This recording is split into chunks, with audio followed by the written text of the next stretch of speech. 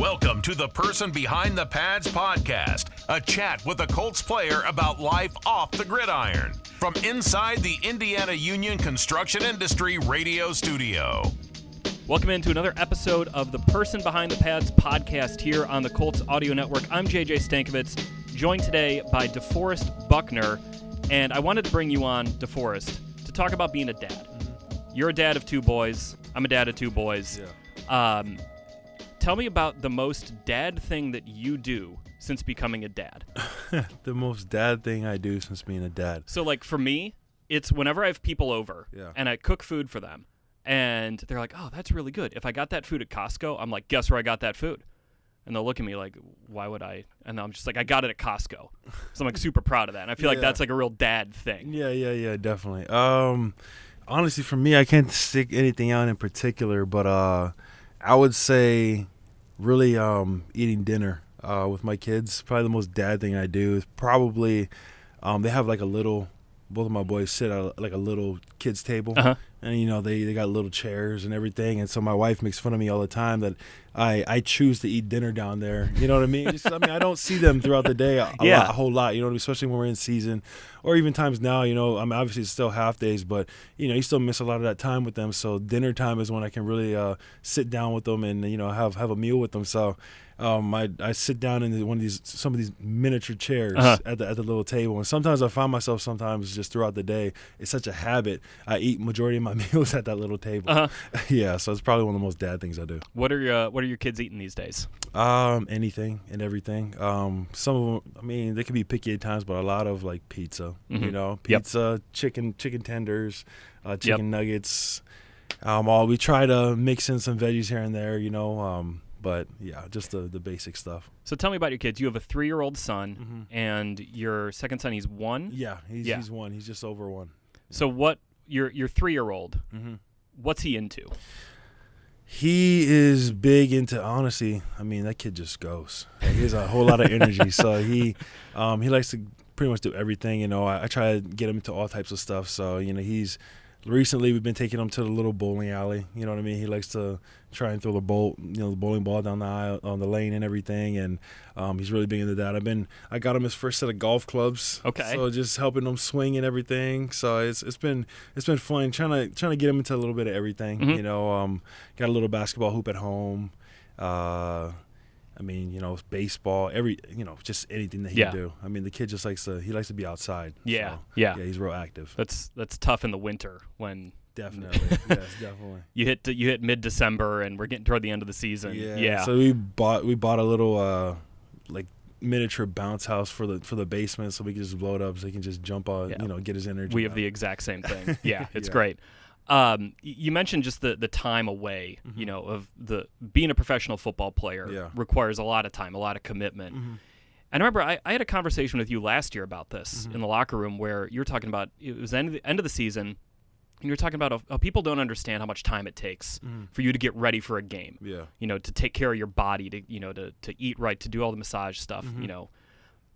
How much time does it, like, do you find yourself feeling like, you know, I'd love to spend more time with my kid, but I got to do this. Like, how do you balance being a professional athlete with being a devoted dad that you are? Yeah. I mean, specifically during the season, it's very difficult. You know, obviously to be at the top of your game and contribute the way you want to contribute to the team. Obviously, you have to invest a lot of your time, and definitely over the years, it's been challenging. You know. Trying to figure out, you know, how much time I can invest and how much time I can invest in my kids, obviously. And it's definitely challenging. Something I'm still constantly working through, you know, just having that clear communication with my wife. That's the biggest thing, you know, planning the days out, the weeks out, or whatever it is, you know, when, you know, obviously on my off days, you know, obviously I got to take care of my body as well. You know, off days sometimes really not an off day, you know, because you're taking care of your body, but also really finding that time to, you know, spend with, you know, my kids, and, you know, being able to take my kids to the park, you know what I mean, on my off day, or, you know, picking them up from school or whatever it is, just making sure I'm inserting that time, you know, to that FaceTime, that one-on-one time, you know, with them to really make up for the time, obviously, that I'm missing throughout the season. So it's challenging for sure, but just making sure I have clear communication with my wife, on everything that I'm doing. Whether it's with the team or obviously when I have free time and being able to insert myself into the family dynamic when I can. When you do get those moments with your kids, how much appreciation do you get for everything your wife does? Oh, I have a lot of appreciation, especially during the off season. The off season, obviously, I have a lot more time, and I usually try to take a couple weeks off after the season. Obviously, long season, body's hurting, whatever it is, and try to get away and let my body heal, and spend more quality time with the family. And being at home, 24/7. It's a full-time job for my wife, and just seeing all the things that she has to do on a day-to-day basis, it's a grind. You know what I mean? You don't really expect it, and just being able to experience that in the off season with her. We call it me being a stay-at-home dad. It's crazy. I remember one night, it was a full day, and we get done, and we're just getting in bed, and I just give this big sigh. She's like, "You all right?" I'm like, "Whew, we got to do this all over tomorrow." You know what I mean? And she started laughing. She's like, "Yeah, that's me." 9 months out of the year, and I'm like, I just turned to her. I'm like, "I appreciate you." Yeah. Just all the sacrifices that you make. So it is. It's hard. You know what I mean? But I mean, it's fun. These moments in the off season, I try to just live in the moment, be present. Just because I miss a lot of those little moments. Sometimes I missed my firstborn. His first steps. You know what I mean? I wasn't there. You know what I mean? So it's little things like that you don't get those moments back. You know what I mean? They just become memories. So I just gotta live in the moment.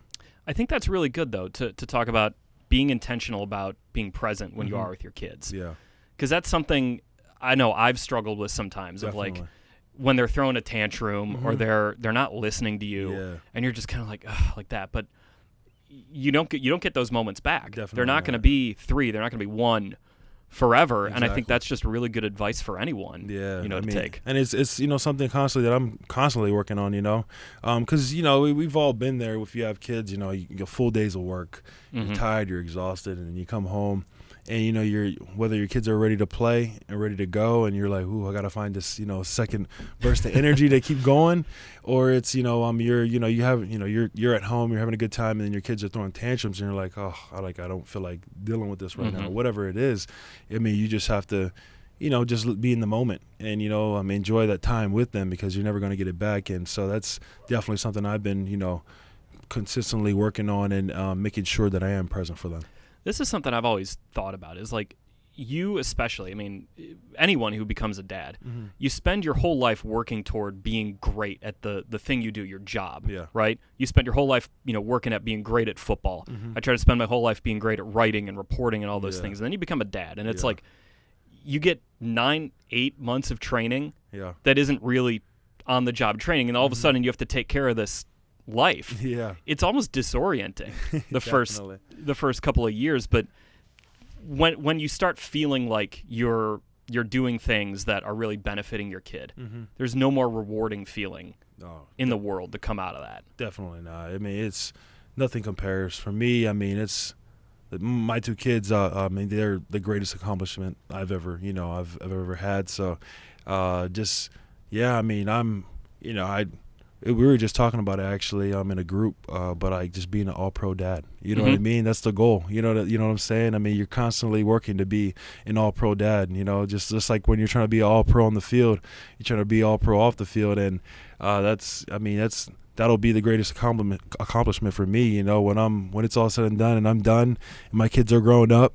And they look at me and they're like, I mean, you're a great father. You know what I mean? That's all I want. Yeah. And so that's what I'm striving for each and every day. They know you as dad, not DeForest Buckner. Exactly. Yeah, definitely. How does being a dad? How do you connect with other dads in the locker room? Like you got Pitt's a dad, obviously. You got some other dads in there. Like you talk about being an all-pro dad. Like how does that allow for some connections in the locker room? Oh man, it creates a lot of great connections. Just because. I mean, you're not, obviously guys are in there. I mean, they're all going. We're all human beings. We all go through our own struggles or whatever it is, and throughout the season, we can really lean back and rely on each other. I mean, shoot, if something comes up and all of our kids are different ages, so if we're experiencing trying to figure out navigate the dad world or the parent world on certain stages of where our kids are at, we can just run things by each other, like, hey, when your child was this age, like, what did you guys do? You know what I mean? Just bouncing ideas off of each other, constantly trying to get ideas off of each other on how we can parent better and little things like that. So it definitely goes a long way having guys in the same boat as you, and because you're under the same stress. You know what I mean? You're your whole 9 months out of the year, basically, you're spending a lot of your time in the locker room with the guys, doing your job and trying to figure out the dad world along the way throughout that season. And it's just great to have guys in the same boat. Because your experience as a dad who plays football is different than it's different than my experience as a dad who works here for the Colts. Like, the stuff that you guys have to do to play football and then on top of it be a dad is something that only other people in that locker room, I'm sure, can really understand. Definitely, yeah. So it could definitely be definitely a tough world to navigate, for sure. Yeah. What are some snacks that you've rediscovered since you've had kids? Like, for me, it's goldfish. I didn't eat goldfish for like 30 years, and then I had kids, and I'm like, hey, these things are great. No, yeah, definitely. Goldfish is definitely number one right now. Both of my kids are all over that stuff. Just the little applesauce packets. Yeah. The applesauce packets? Yeah. I haven't had applesauce in I don't know how long. Yep. So the little applesauce packets. I'd say popsicles. Yeah. Yep. Popsicles for sure. There's a couple on there. I know there are. They snack 24/7. Little fruit snacks for sure. Yeah, fruit snacks. Those are big. Because your kids are just snacking all the time. Oh yeah. Especially my little one. So your 1-year-old. Yeah. Where is he right now? Like, in terms of he's taking his first steps. Oh yeah, he's running around right now. Trying to keep up with his older brother, but he's I would say he's like 15 months now. So he's getting to that age where he's starting to get a little bit of personality, which is I love that age. When they're starting to show a little bit of personality. You can kind of tell who they take after, your wife or yourself, and it's always fun to see them, obviously grow into that personality. Yeah. Who does he take after? I would say my second one more after me. Okay. For sure. Yeah, my first one's, he's more like my wife for sure.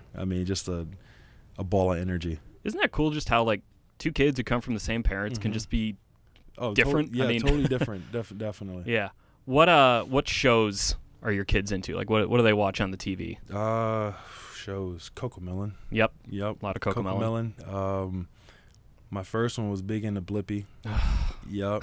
But now it's with the second one, Miss Rachel. Really? Yeah. Okay. Yeah. Miss Rachel. We took